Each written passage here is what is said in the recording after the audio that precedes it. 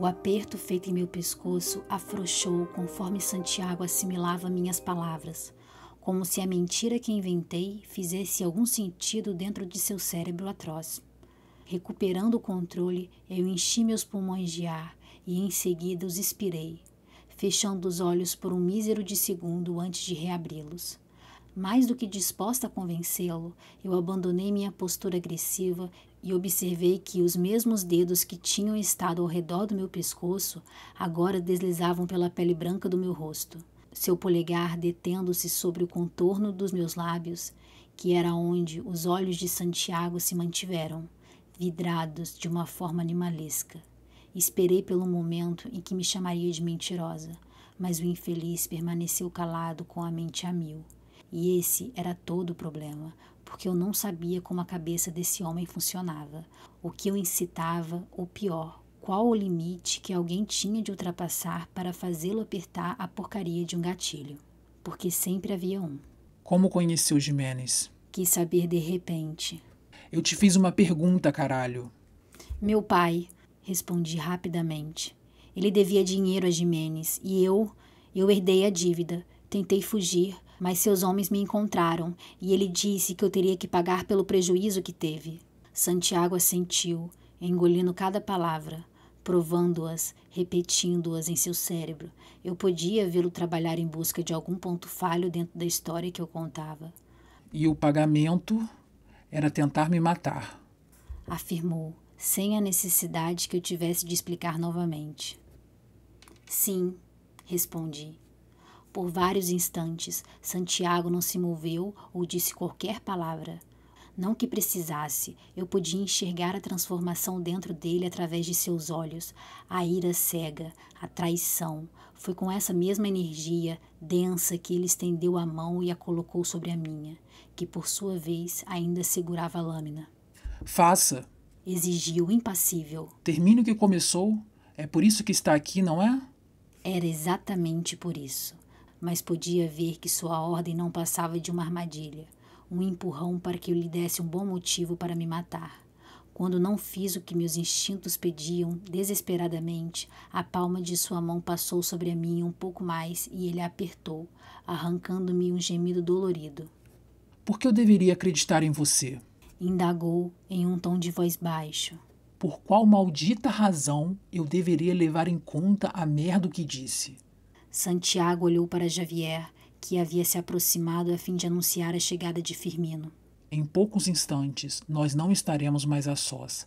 Essa é a chance de me dar algo que me impeça de te matar. Sem mentiras, sem confissões desesperadas. Eu quero a verdade. Algo que me faça pensar mesmo que por um segundo que você viva, vale mais do que morta.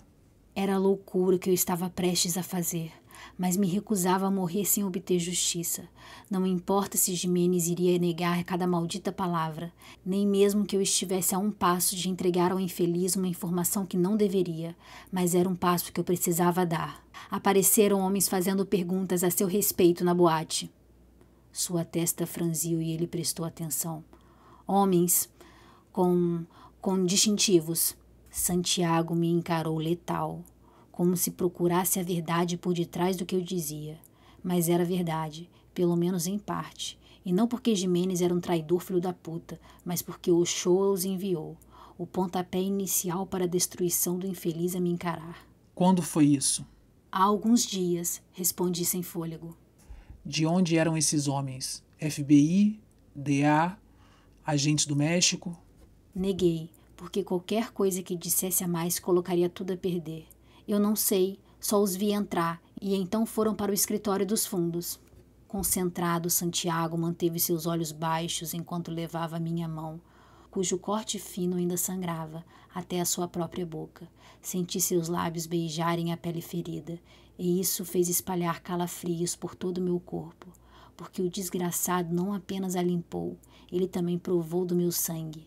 A bestialidade de Santiago era tamanha que eu não consegui me mover ou reagir. Pelo menos, não até que Firmino surgisse trazendo Jimenez com ele.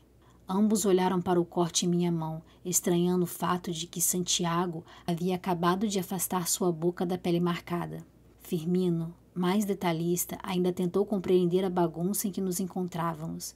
Se havia sangue em minha mão, também havia sangue na boca de Santiago, e isso, de alguma forma, o deixou desconfiado. Santiago? A voz controlada do cão de guarda soou grave dentro do escritório. Está tudo bem por aqui? Procurou saber enquanto observava seu patrão se afastar e caminhar até a mesa de mogno. Firmino não era o único esperando descobrir o que Santiago faria. Jimenez também não me pareceu tranquilo. Ninguém dentro da sala estava. Ainda assim, fui a única a prender a respiração ao vê-lo pegar a pistola sobre a mesa e a desengatinhar. Tudo ótimo, respondeu impassível, sem me dar qualquer pista sobre ter ou não acreditado no que eu havia lhe dito. Atenta ao bicho-papão, eu o encarei por todo o tempo, tentando encontrar algum resquício de humanidade que obviamente não existia, porque um homem com sentimentos ou emoções não teria se apoiado contra a mesa e nos observado com tanta calma, seu olhar indo e vindo entre mim e Jimenez como se fosse o movimento feito pela sua arma, uma pequena e eficiente 9mm cromada. Apenas o melhor para pior. Então, por alguma razão, seu olhar se deteve em mim, de forma tão intensa e feroz que me arrancou todo o fôlego. Esse foi o momento em que o feliz ergueu a arma e a mira diretamente na cabeça de Jimenez. O som ensurdecedor do tiro disparado causou um zumbido desorientador em meu ouvido. Pisquei, recobrando a razão, enquanto me dava conta de que tinha acabado de acontecer no escritório. Não houve perguntas ou contestações. Eu poderia ter acusado o inocente e o resultado teria sido o mesmo, pensei, ao assistir a queda do corpo agora sem vida, o sangue se espalhando, a frieza do ato. Mas não foi compaixão o que senti, ou culpa, foi raiva. Jimenez foi o primeiro a me trair. Tudo o que eu fiz foi revidar. Você perdeu a porra da cabeça, Santiago! Firmino quebrou o silêncio furioso. Ele conhecia a rota. O homem encarou seu patrão e em seguida pôs seus olhos em mim. Jimenez conhecer as rotas não significa que tenha sido ele a te trair, porra! Não sei porquê, mas era como se Firmino quisesse impor alguma razão a Santiago. Pois que tentasse, pensei irritada, incapaz de ouvir outra coisa que não um zumbido ainda baixo em minha cabeça. O torpor causado pelo impacto da bala sacudiu meu corpo inteiro. Não que eu fosse deixá-los perceberem o meu nervosismo. Vai me dizer agora que o fato de ele ter recebido agentes na boate, a portas fechadas, também não tem importância? Não acho que Santiago estivesse com paciência para ter essa conversa agora. Como sabe? O olhar duro de Firmino permaneceu na minha direção. Não me diga que isso tem dedo dessa garota. Nós nem sabemos quem a cadela é. Verdade. Nós não sabemos. Agarrei a lâmina ao vê-los entretidos e a mantive comigo. Mas, nesse momento, o que a garota disse fez mais sentido do que qualquer outra desculpa que escutei em todo o maldito dia. Santiago, os homens de Jimenez irão enlouquecer. Tem ideia do que acabou de fazer? Tenho, mas lealdade se compra, Firmino. Não é com a reação deles que eu estou preocupado. Algumas lealdades não. Lembre-se de que Jimenez tem filhos. Para os desgraçados começarem um motim, faltava-lhes apenas um motivo, que foi o que você acabou de criar. Santiago ignorou, pelo menos o assunto em questão. Quero que o corpo de Jimenez seja pregado na entrada de uma de suas boates, e que o filho da puta tenha o destino que deveria ter sido de Judas. Cuspiu as palavras com a mesma indiferença com que tirou a vida de meu papá. Não precisa ser limpo e pouco me importa se serão os federais ou seus filhos a encontrá-lo, desde que entendam a mensagem. Ele não perdoava uma traição. Alguns irão enxergar a mensagem como um chamado para a guerra. Se a vontade de fincar uma faca no coração de Santiago era grande, a vontade de cortar a língua do Firmino fora era maior. A lealdade, aparentemente cega do infeliz, fez-me entender porque ele era considerado o braço direito do Salvatore. Firmino parecia ser o único homem a trazer Santiago de volta à razão, ou mais perto disso de conseguir. Apenas garanta que minhas ordens sejam cumpridas, Firmino. Acha que consegue ou eu terei que fazer por conta própria? Assisti à interação entre os dois, curiosa e ao mesmo tempo preocupada, porque Porque se Firmino era a pessoa mais próxima a Santiago e ele o tratava assim, o pensamento me escapou ao ver que voltava a ser encarada por Firmino, como se eu fosse a culpada por tudo o que havia acontecido, e talvez fosse. Quanto a você e essa maldita lâmina que ainda segura, Santiago se dirigiu a mim dessa vez. eu preciso avisar que homens já morreram por muito menos, amor. Muito menos. Senti a intensidade do olhar de todos, incerta sobre quem tentaria arrancar o objeto da minha mão, ou pior, acabar comigo. Não que eu pretendesse entregar a lâmina de boa vontade ou morrer sem lutar. A resposta para minha dúvida, no entanto, foi respondida assim que Firmino deu um longo passo em minha direção. Deixe que ela tenha. Santiago deteve e assumiu seu lugar, erguendo meu queixo, sem medo que eu pudesse, por exemplo, atacá-lo. Esse será o meu presente pela cooperação. Tenho certeza de que Manuela pensará 2 vezes antes de me apontar essa merda. Não é, meu amor? O que isso significa, Santiago? Você deveria estar pensando no que fazer com a garota e não lhe dando presentes. O que farei com a garota só diz respeito a mim, porra! Gritou alterado. Até lá, eu quero que limpe essa sujeira e depois a leve para o meu quarto. Ordenou de forma mecânica. Você não pode estar falando sério, Firmino questionou, mostrando-se mais preocupado do que confuso. Nunca falei tão sério em toda a minha vida. Rebateu e, em seguida, guardou a arma na segunda gaveta de sua mesa. Bom saber.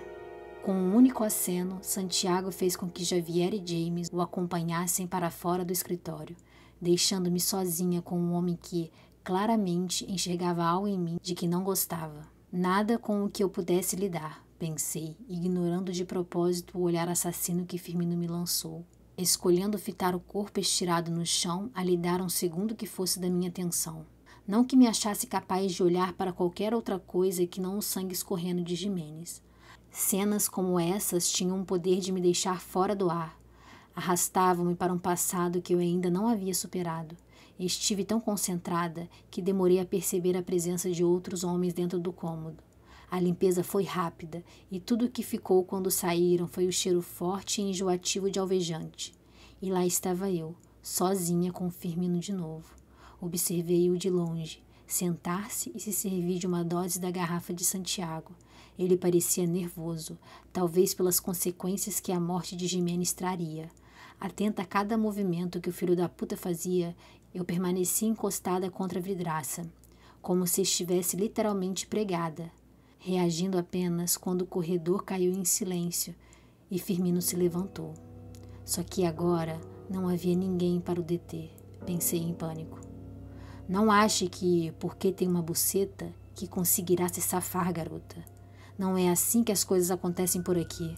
Eu estava certa em acreditar que o infeliz desejava me ver morta, mas essa sensação eu tinha desde que ele me viu pela primeira vez, mostrando que não abaixaria a cabeça, fosse para ele ou para Santiago. Eu o enfrentei.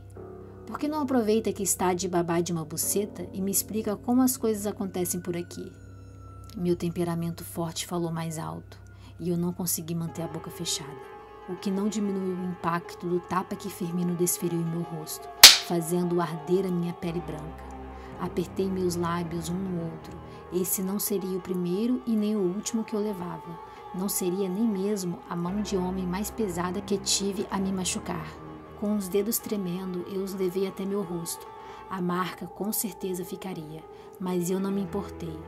Tudo o que pensava era que, se nunca fui capaz de aceitar os tapas do homem que me salvou, por que aceitaria de alguém que desejava ver morto? Por isso, quando o miserável se moveu para me bater de novo, eu levantei a lâmina em sua direção, deixando claro o que faria se o miserável tentasse me bater. Eu te mato se você encostar em mim outra vez. Você pode ter enganado o Santiago, mas não fará o mesmo comigo. Há algo em você, sua puta, eu sinto. Ele deu um passo à frente, ignorando a ameaça, e no instante em que eu estava prestes a machucá-lo e ele a me machucar, alguém segurou seu braço. Essa era a segunda vez que Javier saía de seu caminho para me ajudar de alguma forma. Eu não entendia o porquê, ou o que preço a sua ajuda teria. Firmino, Javier se dirigiu a ele. Santiago a quer no quarto dele, e até onde sei, ele a quer viva. O lugar dela não é lá, ainda mais se estiver respirando. Você não é estúpido, Xavier, e sabe que eu estou certo. Esbravejou como um cão raivoso. Não sei que merda deu na cabeça do Santiago, mas eu me certificarei de colocar algum juiz ali dentro. Xavier o ignorou enquanto analisava o meu rosto à distância, deixando que Firmino partisse com o que havia lhe restado de dignidade. Não sabia qual era a extensão do estrago, mas ainda senti o ardor do tapa queimar minha bochecha. Achei que tivesse entendido sobre os riscos de se meter em problemas. Eu entendi. Então por que o provocou? Ele havia escutado tudo pelo visto, mas não o deteve no primeiro tapa. Só depois, quando as coisas estavam prestes a sair realmente do controle. Não havia mocinhos aqui, não é? Porque eu não tenho medo dele, ou de qualquer um de vocês, disse baixo. Xavier apenas balançou a cabeça, como se estivesse cansado. Sem dizer nada, ele acenou para a porta, indicando a direção. James, o outro armário, não se encontrava em qualquer lugar próximo. As vozes que escutei ao descer eram ásperas e a movimentação se mostrava maior do que a de quando entrei. O pior era que já não havia rastros de corpo ou sangue, além do cheiro forte. Assumindo o controle, Xavier se adiantou, passando por mim e me levando por um caminho diferente do anterior. Onde estamos indo? Perguntei, e ao não obter resposta, eu procurei entender por que havia pelo menos 5 homens em frente ao que parecia ser uma ala privada da casa, uma segunda entrada. Vi-me obrigada a subir por uma escadaria rodeada em seu corrimão por rosas vermelhas, repletas de espinho, cujo destino se mostrou ser uma varanda íntima, com vista para a parte de trás da propriedade. Árvores enormes cobriram toda a estrutura, fazendo sombra na entrada seriamente protegida. Detive-me ao alcançarmos o topo, embasbacada com a piscina esverdeada à minha frente. Com um passo impulsivo em direção a ela, eu notei a água do fundo verde, um reflexo causado pela sombra que faziam as árvores. Havia rochas ao redor e 3 degraus que davam para um quarto. Pelo menos foi o que eu vi atrás das cortinas esvoaçantes. Uma enorme cama redonda com lençóis negros amarrotados. O inferno não deveria parecer o paraíso, mas era assim que o lugar se mostrava, um pequeno oásis criado pelo próprio diabo. Atordoada, eu demorei a notar a proximidade de Xavier, que envolveu sua mão em meu braço fino e me arrastou até o interior da suíte. Passamos por uma porta de 2 bandas, que me fez compreender que essa só poderia ser a ala privativa de Santiago, o seu próprio refúgio dentro da casa principal. Meu olhar percorreu a sala imensa, com adornos que lembravam cavalos e animais selvagens, além da cozinha bem equipada, ainda que pequena. Do outro lado havia uma porta, que acreditei dar para o interior da casa principal, e 2 outras, largas, que deveriam ser dos quartos. O da direita era com acesso à piscina, claramente ocupado pelo dono de todo o lugar. E o da esquerda, eu ainda não tinha conseguido ver o que havia lá dentro, ou se era mesmo um outro quarto. Venha, Santiago falará com você quando estiver pronto. Xavier me levou até a porta fechada. E isso significa o quê?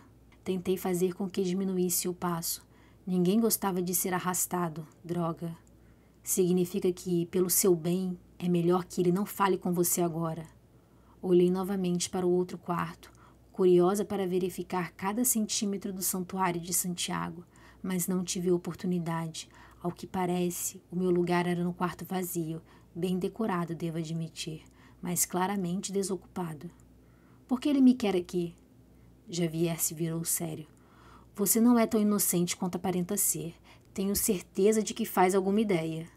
Então seu patrão espera que eu vá para a cama com ele, depois de tudo o que presenciei essa noite. O pensamento me deixou nervosa, porque se o beijo daquele homem havia fudido com a minha cabeça, o que faria o sexo? Santiago matou um homem e vocês agem como se a merda fosse normal. Eu não deveria soar tão alterada, mas não podia me conter. Xavier parecia o único aqui que escutaria minha merda sem levantar a voz ou tentar me machucar. Além disso, eu precisava saber por que, de todos, ele soava quase gentil. Se eu fosse você, Parava de fazer tantas perguntas e começava a pensar na idiotice que fez. Firmino teria facilmente atirado em sua cabeça e depois inventado qualquer mentira a Santiago. Sua vida aqui dentro é tão valiosa quanto a porra de um peso. E ainda assim, ele me quer viva, não é?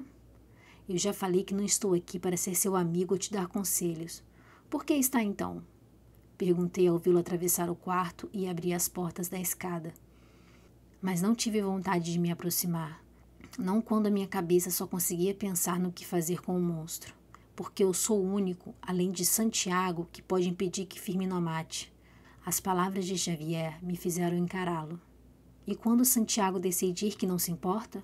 Quando meu tempo acabar? Então não há ninguém nesse mundo capaz de te salvar, gatita, nem mesmo eu. Outro calafrio me atravessou. Eu tinha sido honesta ao dizer que não tinha medo de nenhum deles, mas, naquele momento, foi impossível não temer o futuro. Vendo-me sozinha após a saída de Xavier, eu tentei encontrar uma rota de fuga, caso precisasse escapar. Inclusive, cheguei a me aproximar da sacada para sondar o terreno.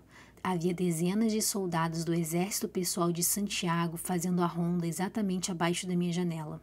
Exausta, voltei ao quarto e o revistei à procura de alguma câmera de vigilância ou possível escuta. A cama com dossel era enorme, mas não maior do que a havia visto no outro quarto. Havia um closet e banheiro espaçoso, coberto inteiro por mármore cinza e detalhes que poderiam muito bem serem de ouro. Não seria nenhuma surpresa se o fossem, mas nada disso me impediu de odiar o lugar com todas as minhas forças, e foi com a explosão desse sentimento dentro do meu peito que eu coloquei o quarto abaixo. Fiz o mesmo com o banheiro, não apenas por tentar encontrar um sinal de que poderia estar sendo observada, mas também porque sentia-me presa, enjaulada. Desistindo da procura e já sem fôlego, eu arranquei meus saltos e brincos grandes da orelha e me arrastei até o chão, pondo-me em guarda enquanto olhava fixamente para a porta, certa de que, a qualquer momento, o bicho-papão entraria por ela. Quando o cansaço finalmente bateu, eu tive de lutar contra o sono e as lembranças antigas a me rondar, mas a tensão do dia e o tapa dado por Firmino me fez ser arrastada diretamente até elas. Não encoste em mim, pedia Ramírez, odiando os olhares que ele continuava a me lançar. Algo que vinha acontecendo há quase um ano, desde que passei a fugir de suas implicâncias e constantes presenças. Mas o idiota insistia em me irritar, pensei. Ochoa dizia que o fato de ser seca por dentro o irritava, mas o que realmente o preocupava era que, em vez de baixar a cabeça para ele ou Ramírez, eu sempre os enfrentava, mesmo quando escolhi o silêncio para fazê-lo. Julgada em uma casa onde não conhecia ninguém, essa foi a forma que encontrei de me proteger, principalmente do seu sobrinho. Mais alto que eu e mais velho também, Ramírez nunca saía do meu encalço. Eu já tinha visto as meninas que ele trazia para casa. Elas eram todas bonitas, mas tão malvadas quanto ele. Por isso não conseguia entender por que me perseguia. Não seja tão orgulhosa, você é lixo, então não me diga o que fazer. Fitei-o nervosa. Seu tio não parece achar que eu sou lixo. Seus olhos se estreitaram enquanto ele fazia exatamente o que eu havia pedido para não fazer. Meu tio não é o homem mais confiável do mundo, Manuela. Se eu fosse você, tomaria cuidado. Pare de falar essas coisas. Ele me trouxe para cá e agora cuida de mim. Ramírez riu em deboche, mas a certeza de que eu seria capaz de qualquer coisa por Ochoa apenas se fortalecia. Cuida, não é? Observei-o se abaixar e inclinar o rosto em minha direção com segundas intenções. Afastei aqueles dias da minha cabeça, ou tentei, porque em seguida a lembrança da surra que levei de Ochoa, quando ele descobriu que eu estava deixando o Ramírez encostar o dedo em mim e tomar o que queria, surgiu. Eu não chorei, não pedi perdão, não até que estivesse debaixo do chuveiro sentindo a água escorrer pelo meu corpo. Sabia a razão pela qual estava ali. Conhecia toda a história e não via a hora de arruinar Santiago, mas era nova, Ochoa dizia, despreparada. Aquela não foi a primeira vez que Ochoa fez aquilo comigo e não seria a última que eu perdoaria. Ele foi o único a me estender a mão quando perdi meu pai. Pagou por meus estudos, meus caprichos, salvou-me do seu sobrinho até o momento em que aprendi a lidar com ele. Eu devia essa vingança não apenas a meu pai, mas também a ele. Era uma questão de honra destruir Santiago. Se eu tivesse que me machucar para vê-lo quebrar, não me importaria. Se você gosta de literatura e de romance e amou este vídeo, clique no ícone de curtir abaixo e compartilhe o vídeo em sua rede social. Se você deseja ser notificado de outros vídeos de audioleitura, clique em se inscrever e depois no ícone de campainha. Até o próximo capítulo!